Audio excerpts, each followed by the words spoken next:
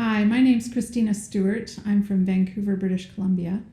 In January 2010, I traveled to Haiti for the first time in order to scout for a journey of compassion that we wanted to take later that year. I traveled with my friend Adam Levecki, and we stayed at Pastor Eddie Francois' house and spent our days going out and checking out different venues and meeting with different people. On January 12th, 2010, I was about going toward 5 in the afternoon, and I was sitting on my bed. All of a sudden, there was a huge roar, like nothing I've ever heard before.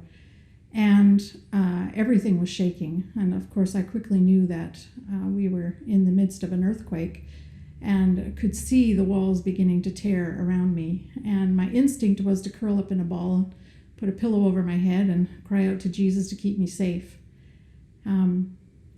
The shaking went on for what felt like a very long time, and what happened was I rode my bed down as the house collapsed underneath me. The walls of my particular room stayed up. Most of the walls of the house did not. And it turns out that under me was a carport full of large sound equipment speakers, and those kept my floor up, which kept my walls up, which kept the ceiling up over my head. And I was unhurt. The roaring stopped, the shaking stopped, and I heard Adam calling my name. And that was a wonderful sound because I knew he was still alive and I was still alive. So we quickly pulled ourselves together and tried to find a way out of the house. It turned out that the room next to me, the outside walls had blown out. In fact, all the walls of the house except mine had blown out. And we were able to get out and across a gap onto a wall and a tree on the other side, and we were lowered down into an empty lot that was next to the house. And there was a lot of panicky sounds from people all around, and this empty lot was the only empty space in the area, and so the whole neighborhood began to gather there. And we were all very shaken. We tried to gather where all the people that had been in the house were, and gradually the family and friends found each other. And there was one man missing. He wasn't found till the next day, but miraculously no one in that house was killed. And that's the most amazing thing, is that the entire house was destroyed, but no one was killed. The pastor's daughter was badly hurt, and they were able to get her to medical help the next day. That night we spent sitting up in a truck, and at about 3 in the morning, all of a sudden there was a panicky sound in the crowd, and people were running through the streets telling us that the sea was coming, and we ran barefoot in the pitch dark to higher ground. As it turned out, that's not what happened, but and we gradually made our way back to the house and to the truck where we were sitting through the night.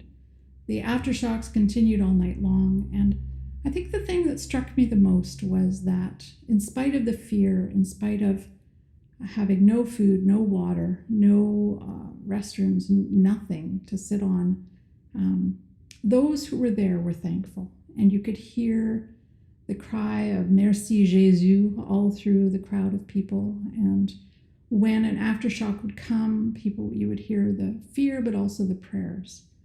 And we actually spent 2 nights in that truck.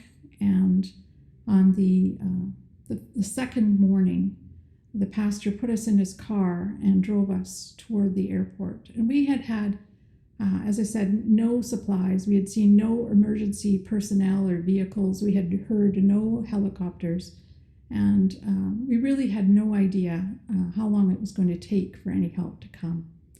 So it was decided that the best thing was to get us out of the country. And we made our way to the airport, slowly through the streets. And from there, the Lord provided a Canadian Haitian woman who had a vehicle, and we made our way to the Canadian embassy, and they transported us back to the airport, and we waited all day, and eventually were flown back to Canada on a Hercules jet that had come in with troops. So it was a very harrowing experience, but what it did for me was put a love for the Haitian people very deep in my heart. I feel joined to them. When I'm there, I tell them I'm Haitian. I went through this with you. It was very hard to leave because they needed everything, but I had nothing. And I had to come home and do my best to raise awareness and raise funds and get that back to them. So I've been back to Haiti numerous times since. The first time was in June of that year, and it was shocking to see the devastation and how little had changed in that length of time. I was so thankful that we were able to bring medical clinics to the camps and to share the gospel and worship and celebrate with them. I think that's one of the things that I appreciate the most about the Haitian people is their ability to persevere, to see the best in their circumstances, to hope in spite of what they see around them. And that is really what has helped to rebuild the country. There have, of course, has been so much money go in and so many NGOs, and people have really done the best that they know how to do to help. And at times it looks like it's been a drop in the bucket, but most recently in 2012 when I returned, I did see a significant improvement. Most of the rubble is gone. People are rebuilding. Tent cities are being turned into small communities of houses. Schools are being rebuilt. Children are back in school with their uniforms on and learning, and they have a drive to learn. Education is highly valued, and they want to learn and they want to make their country a better place. So I'm appreciative of what we can do, whether it's bring food or medicine or hope or the gospel, come alongside the local Christians and encourage them in the work that they're doing. We've been able to help with school rebuilding and feeding people, and we really want to continue our work there with helping with microcredit and small businesses and really changing people's lives in a transformative way, not just a short-term project. So we want to encourage you to come with us in March of 2013 and do what you can, bring what you have in your two hands to make a difference with these wonderful people. We're gathering a team from all over the world, and we know that they are waiting for us, for whatever we can do to help. And they're very thankful for what we do. And you will never be the same when you come with us to Haiti. It will take hold of your heart, and you'll want to go back again. So do join us. Thank you.